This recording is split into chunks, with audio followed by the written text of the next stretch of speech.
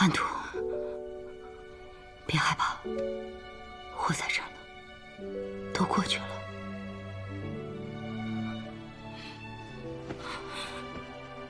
母亲，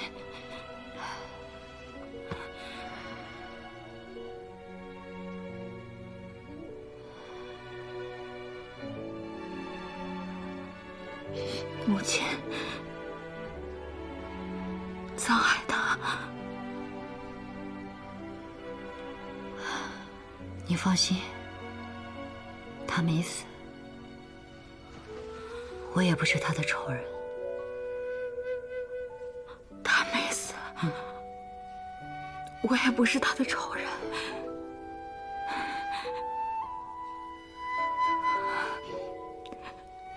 女儿，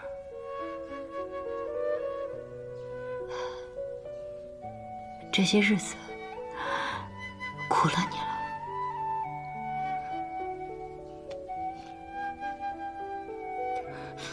我不觉得苦了，这些日子，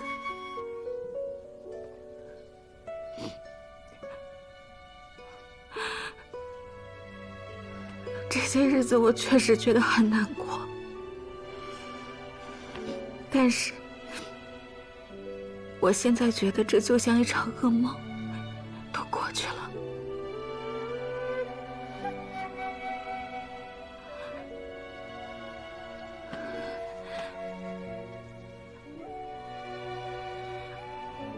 我很喜欢他，我要跟他在一起。您能答应吗？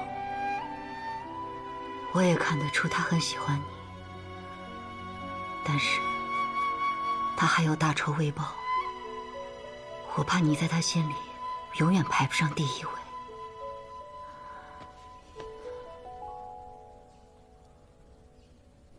没有想到啊！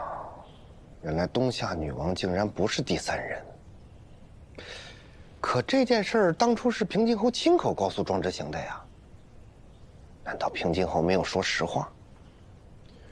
庄之行是平津侯的世子，是他唯一的指望。平津侯有什么理由骗他呢？是啊。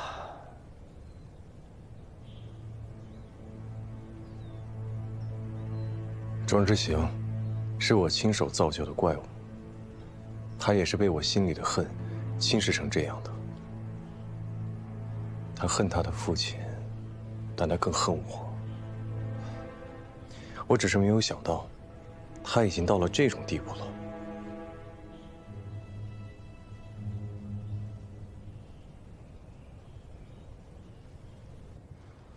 稍微忍一下。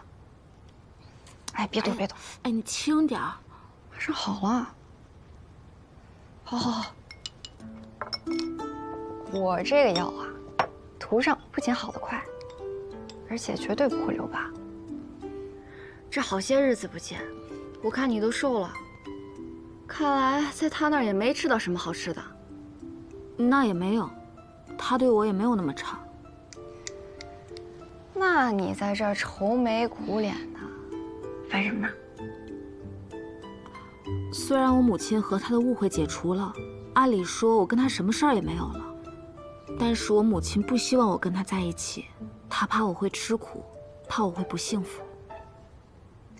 你从前呢，从来不会在意他人的看法，别人的指指点点也从来不会放在心上。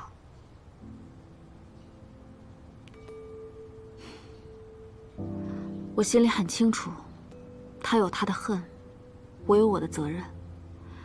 自由自在的香老板，终究不是真正的我。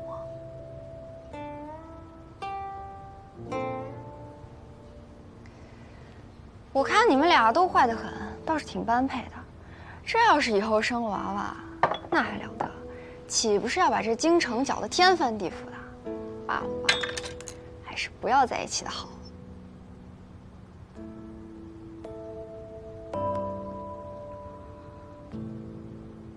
怪不得女王如此戏弄你，她是把和你爹的账都算在儿子身上。我也没想到，我爹竟然和他有这样一段过往。现下这女王不是你的大仇人，那第三人的线索可就断彻底了。但至少没有酿成大错。那你是不是松了一大口气呀？师傅，我就说吧，对付女人你还太嫩了。你什么时候说过？行行行，你六出师傅说的。大人，香小姐差人送来的帖子，请你去一趟诊楼。完了，完了，完了，完了！我去看看。等会儿，洗把脸，别又搞砸了。你六出师傅不在，有很多事情我也教不来你啊。来，洗。人呢？走了。哦。哎，等你把话说完了，他都该回来了。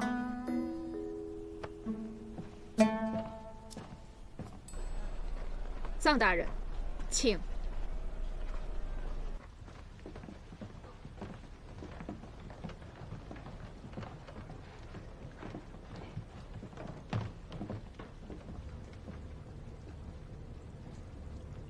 诊楼今日停业，请跟我来。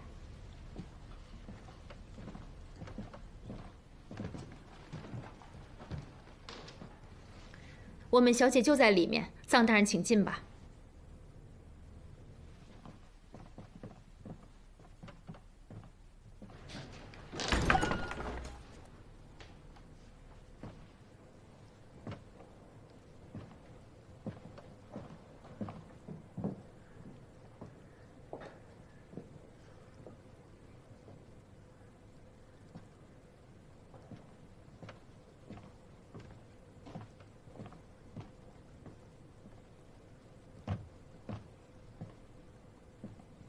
殿下，殿下，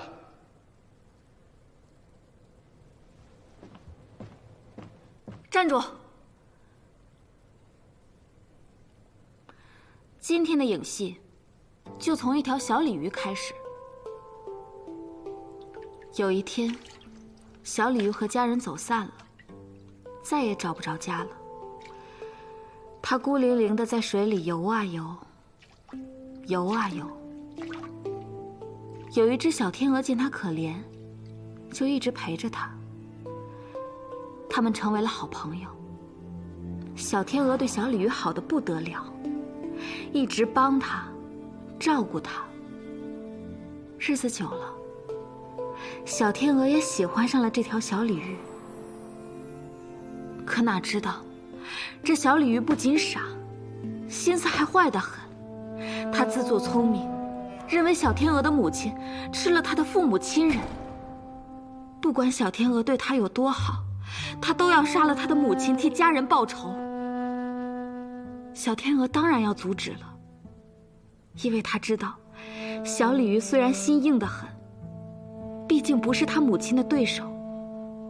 小天鹅太为难了，他舍不得小鲤鱼，也舍不得自己的母亲，只能用自己的性命去化解小鲤鱼心中的仇恨。可谁知道，吃了小鲤鱼父母的根本不是小天鹅的母亲。得知真相的小鲤鱼却再也没有管过小天鹅的死活，就这么把它孤零零、冷冰冰地丢在一边。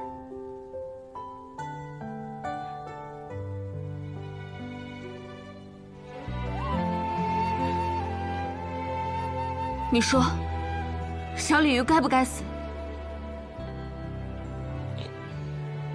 该死。往事随雪碰入湖中，煮一盏爱恨成痴痛。饮尽此杯敬也是。还好这只小天鹅还活着，否则小鲤鱼也活不下去了。随风翻涌，心已经死了，活不过来了。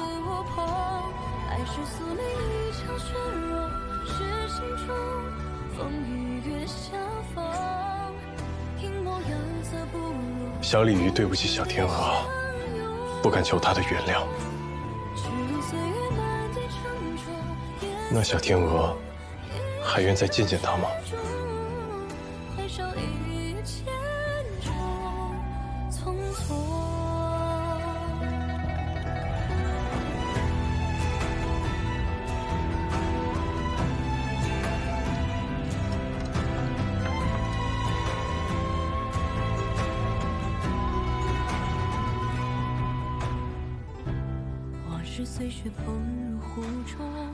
其实小天鹅一直在等他。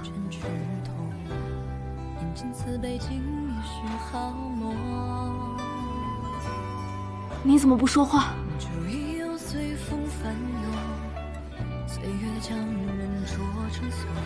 殿下。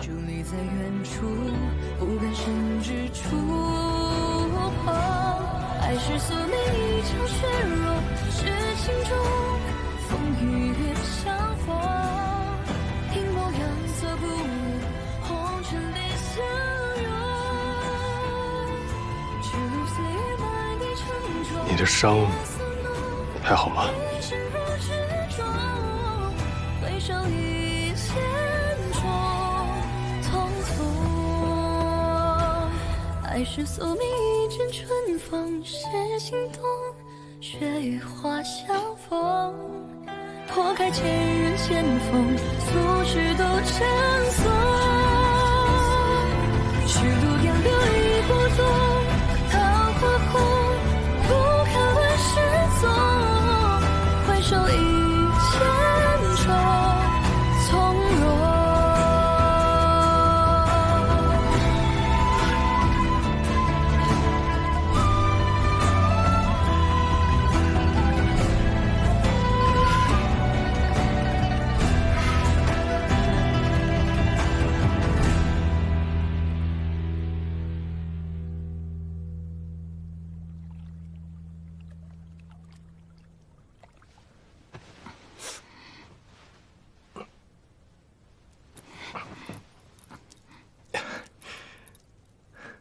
殿下，你武功高强，要再这么用力的抱下去，我这手臂就该废了。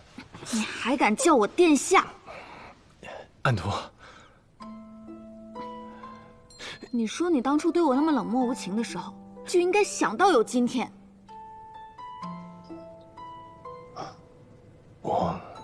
我不配有今天。我不许你这么说。以后，只要我找你，你就必须来见我。好，我答应你。安徒，我希望以后有我在的每一天，你都可以更加的开心和自在。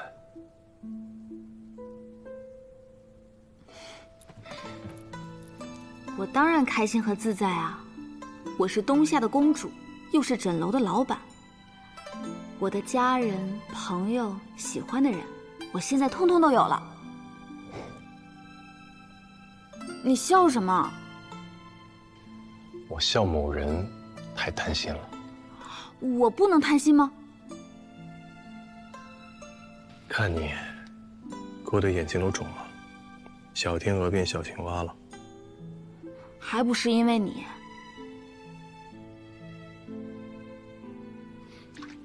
是，都是在下的过错，那还请香小姐不要记恨，以后也常邀我来你的枕楼做客。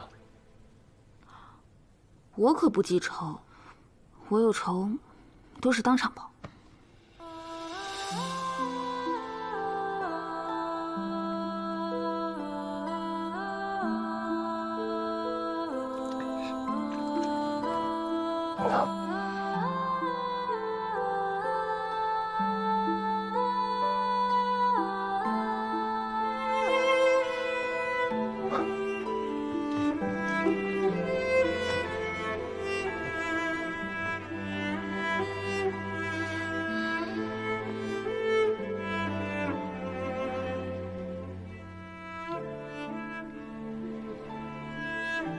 藏海，现在我母亲在，你也在，误会也解除了，我觉得很安心。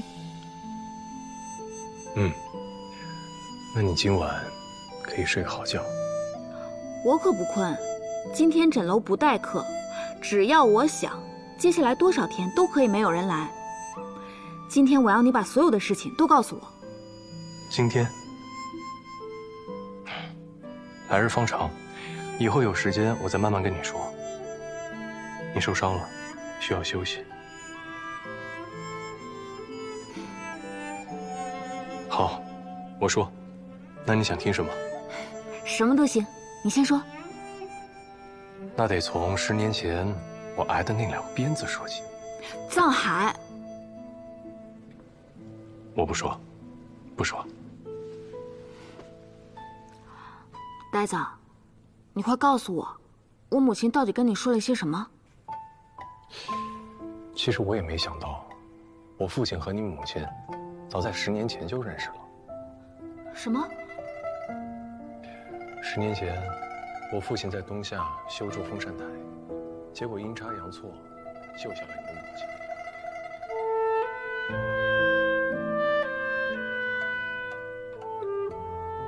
所以你说呀，这天下间还真有这么巧的事儿。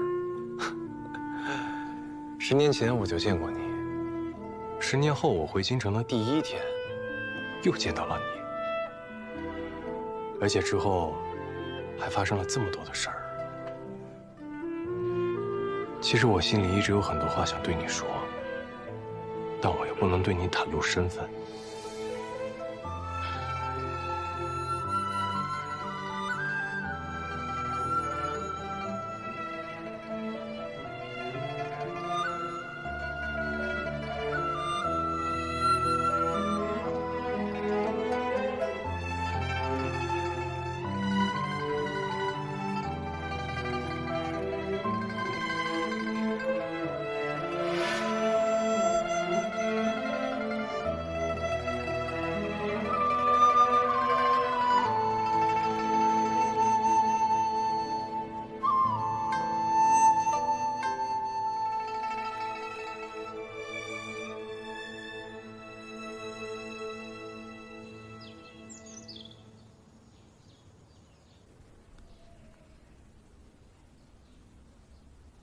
安图，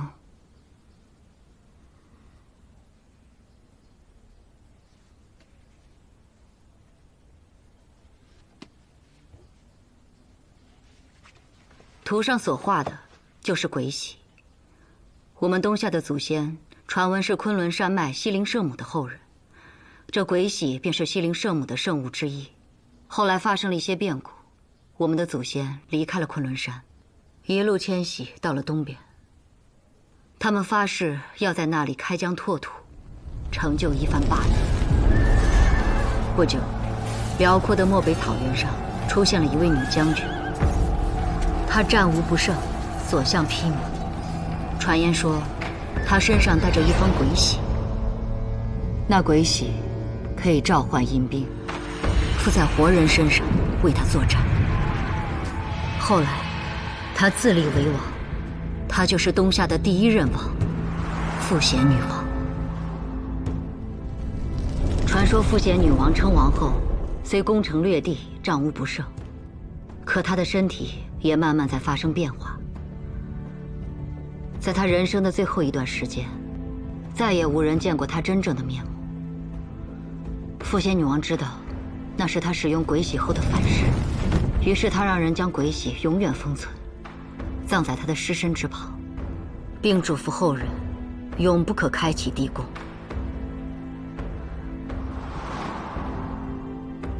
但300年后，他的后世子孙明律胡达女王，也就是我的母亲，违背了傅贤女王的遗愿，让人从地宫中取出了鬼玺以及打开鬼玺的钥匙，那3条铜鱼。再后来的事情你也知道了，在武和35年，在与大庸对战的战场中，东夏虽用鬼玺战胜了大庸，却也付出了惨痛的代价。明律胡达女王临死前尘封鬼玺，埋在无人知晓的地方。在贞顺9年，鬼玺还是被你的父亲蒯夺找到。千百年来，鬼玺的传说让无数野心之人按捺不住。当他们知道鬼玺背后的力量时，会付出一切代价去得到它。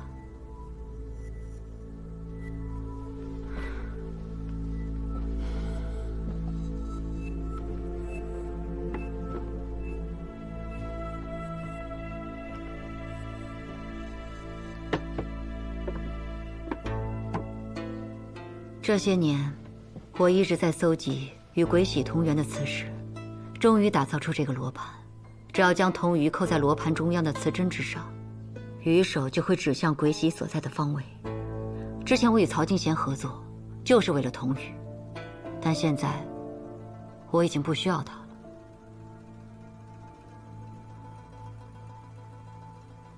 殿下想我怎么做？直到今日，你的第3个仇人还如鬼魅般藏于未知暗处。只要你愿意帮我找到鬼玺，我就助你找到第3个仇人，为蒯家报仇。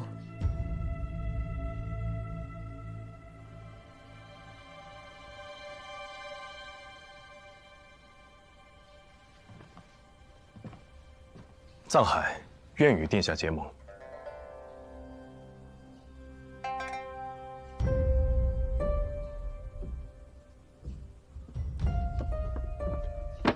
别着急，结盟之前有一件事情，我要跟你说清楚。殿下请讲。罗盘和我女儿，你只能选一个。你选择罗盘，就是选择继续复仇。我不想我的女儿跟一个背负着深仇大恨的男人在一起。但如果你选择我女儿，我要你放弃复仇，不要再打鬼玺的主意。母亲，你不想听听藏海怎么回答吗？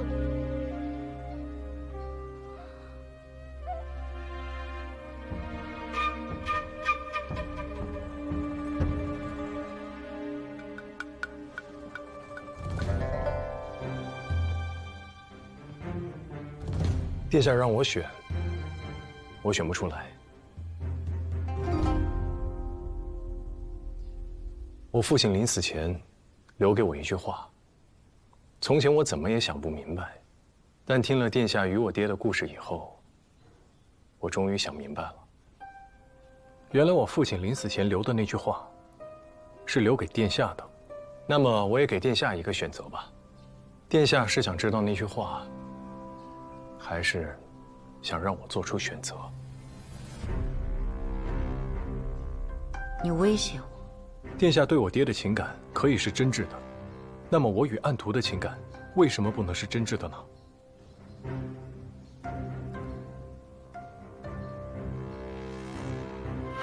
母亲，我是您的女儿，找回鬼玺也是我的愿望和责任。自从我来大雍，危险就一直在女儿身边，女儿从未怕过，今后也不会怕。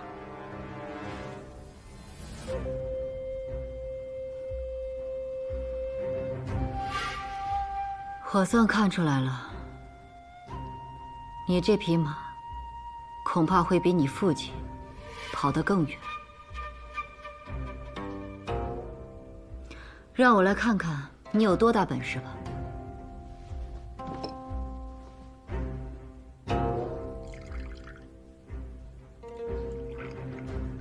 藏海，谢殿下成全。从今日开始，你我就是生死一体的盟友。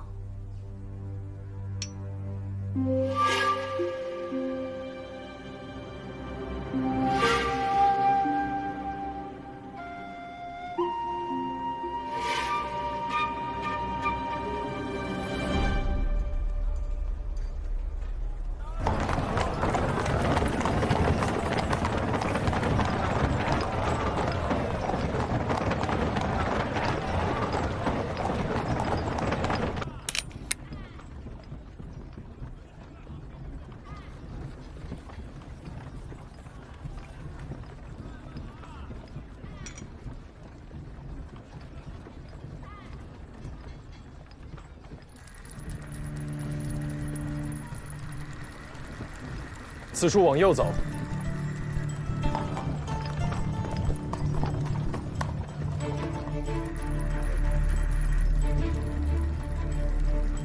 再往左。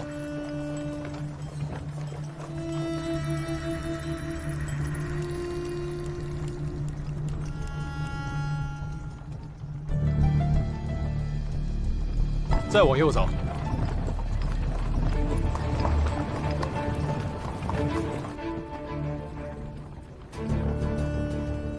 一直走。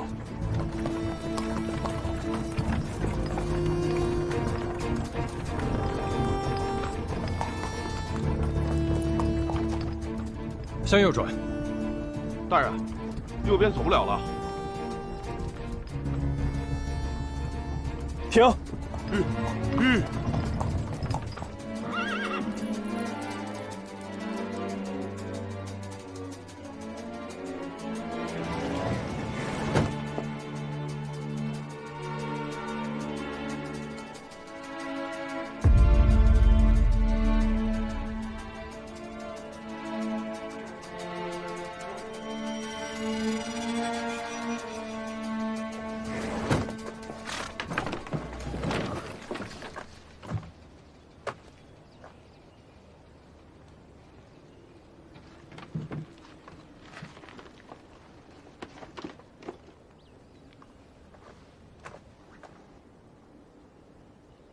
大人请。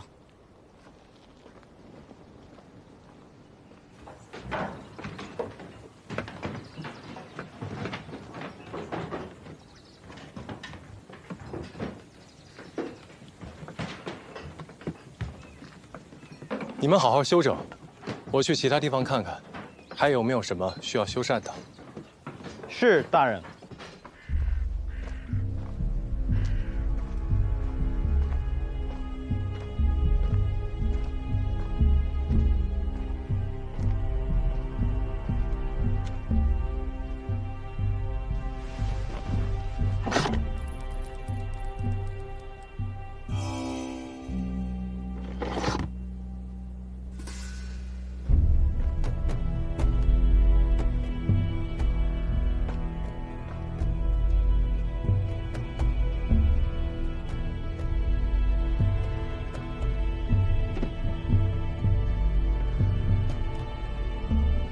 来者何人？工部侍郎藏海。过几日会起大风，韩章殿修建已久，所以我想过来看看有没有什么需要加固的地方。有劳藏大人费心，但皇上叮嘱过，韩章殿不可擅自修葺，没有允准不得入内，还请回吧。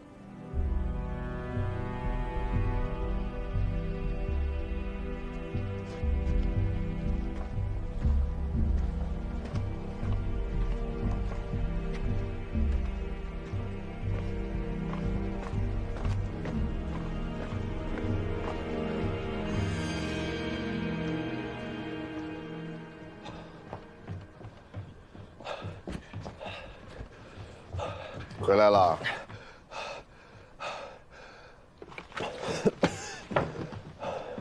怎么了？哎，你怎么出这么多汗啊？发生什么事了？你说话呀！到底发生什么事了？我知道鬼玺在哪儿了。啊？在哪儿？在皇宫，在皇上的韩章殿里。韩章殿。哎呀，这么说，你爹当年……我回来的路上一直在想，普天之下最隐秘的地方，莫过于皇宫，莫过于皇上的龙榻之侧。那你说，皇上这么多年知不知道呢？要说在皇宫的其他地方，我尚且相信那是你爹偷偷藏的，可那是韩章殿呀，皇上每天待的地方。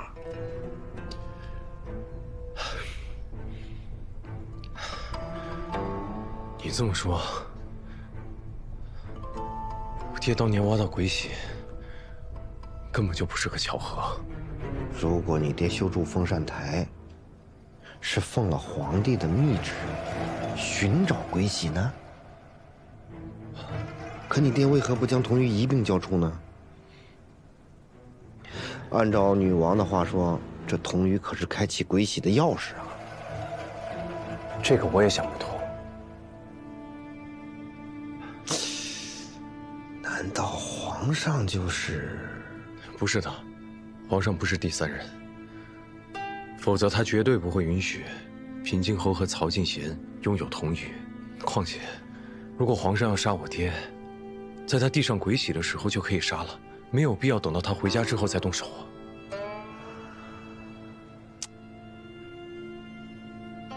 鬼玺在皇上手里，童玉在你的仇人手中。那天到底发生了什么？除了皇上和你爹，恐怕再无人知晓了。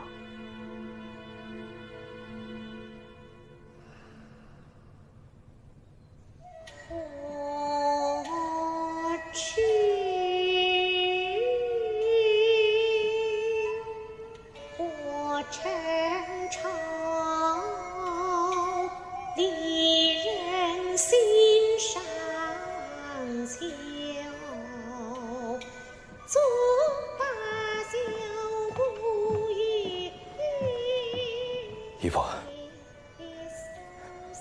说，藏海今日以修葺皇宫为由，将宫内走了个遍。他有何异常？行迹确实可疑，像是在找什么。最后，他在含章殿外驻足很久。含章殿？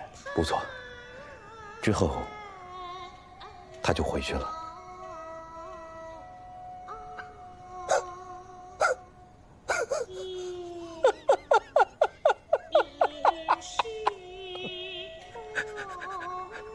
原来如此，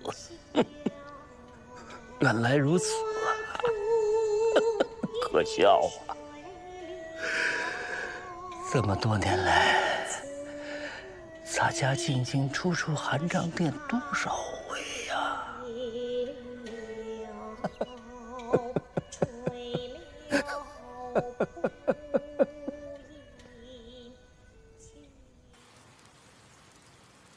钦天监已勘定了东陵山中的一处极地，会择良辰吉日，将玉胎敬送去那里供奉。全程我都会亲力亲为，殿下请放心。我相信你一定不会出差错。臧大人，带我参观一下这钦天监吧。当然，这是在下的荣幸。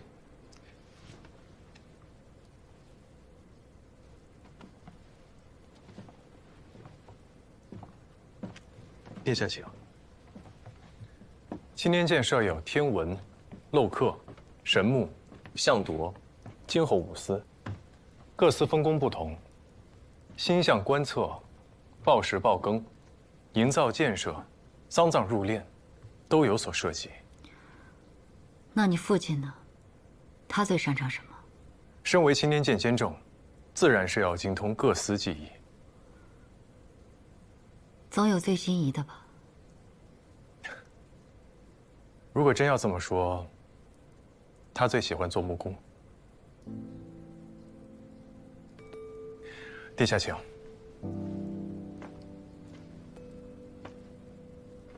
殿下，他当年就常常在这儿处理公务。他在这儿待了多少年？20年。如果没去东夏，他现在应该还在这儿吧？如果当时他留在东夏，也许你的家人都还活在这世上。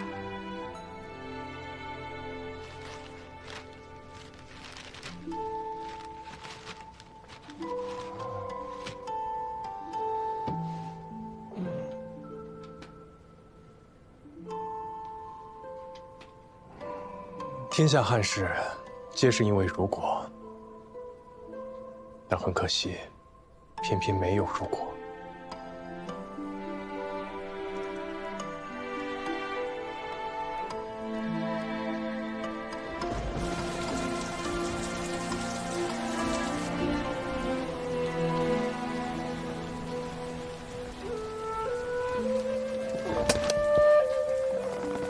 殿下。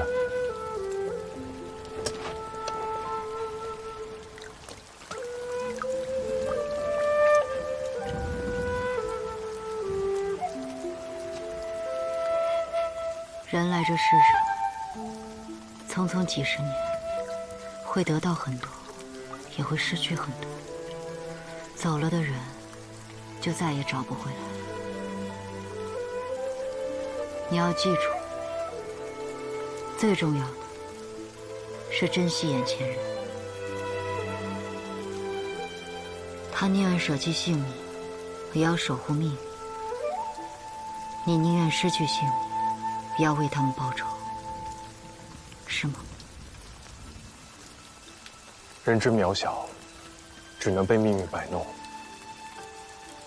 我父亲当年没有选择，我也一样。走吧，我们换个地方说话。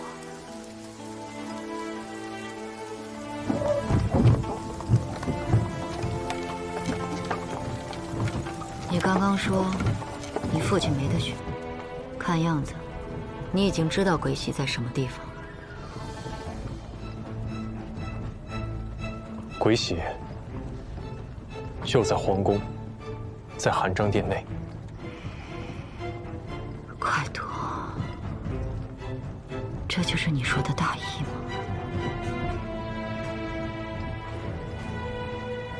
是啊，除了大雍皇帝，又有谁能让你父亲效忠至此呢？一国之主，要是得到这样一件神器，又何愁不能千秋万代？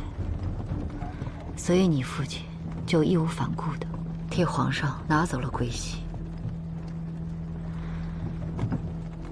是中原的君臣之道害死了他。不，我父亲当年拼死也要将鬼玺交给皇上，却没有将童玉一并交出，这才是他要的大义。好一个忠义两全！在你们大庸人眼中，皇帝到底是什么？是天，是君，也是父。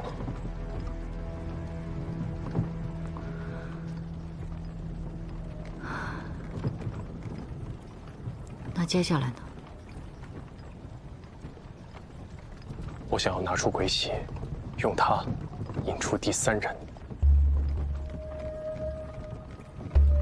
在皇帝的眼皮底下，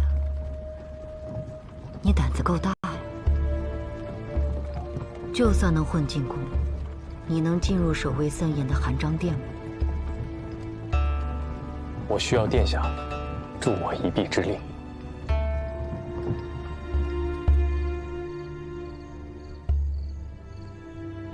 寒章殿，皇帝。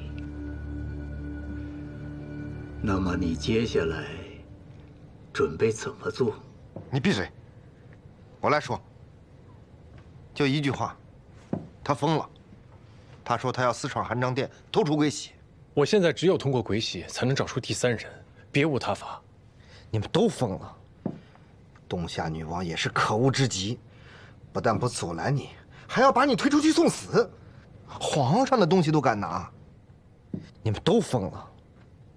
师父，我现在真的没有更好的办法了。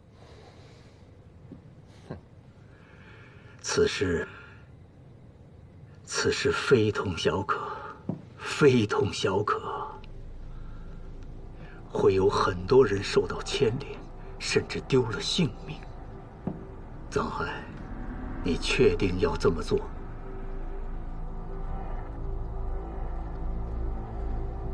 我离找到第三人只有一步之遥了。恩公，如果是您，会选择停下吗？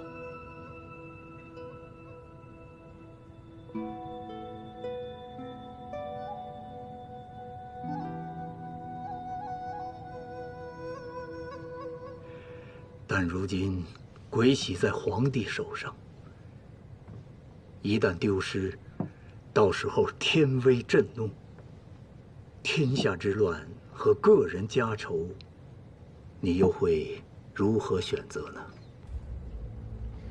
待我用鬼玺引出第三人，将他杀了报仇后，我自会向皇上道明一切。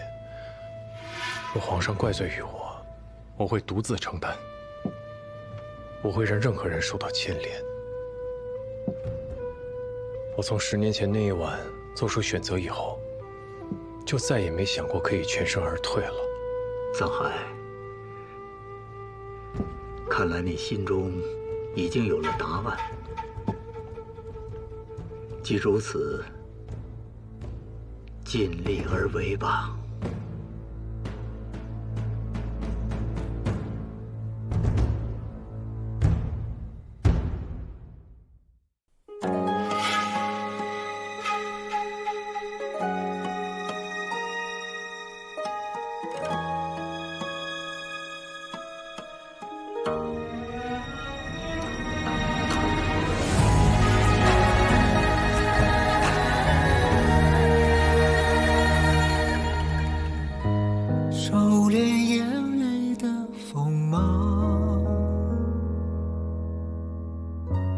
掌心念着危险的渴望，惊涛袖里藏，惊雷无声响，城府深，深不过我目眶。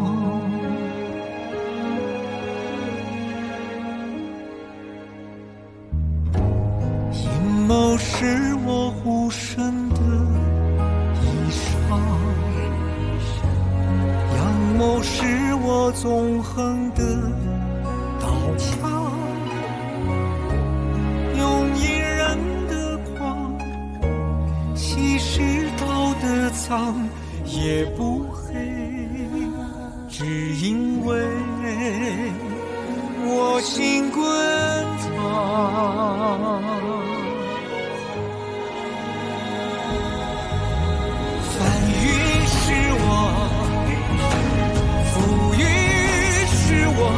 人心的罗盘莫测，总会有人起起落落。剩下是我，雨多是我，伤心要如烈日赤裸，与君共高歌。梦中是我，袖手是我，天下是我。苍生。